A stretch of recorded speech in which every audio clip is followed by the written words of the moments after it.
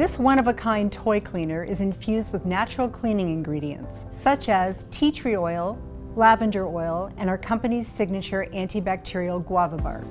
We offer both a foaming and a spray toy cleaner, which is both alcohol and triclosan free, making it as gentle as possible on all toy types, as well as on the human skin. In this demonstration, I'm going to show you how quickly our toy cleaner cleans up silicone, which is the hardest thing to clean up. I'll take a little bit of our Elite, smear it on our glass, smear it on even more, and then we'll take the foaming.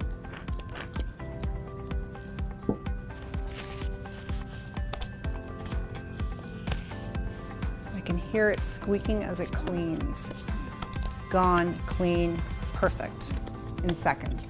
Our toy cleaner green is strong enough to clean up anything on a toy, but it's also gentle enough for the human skin. People even use it to help heal new tattoos.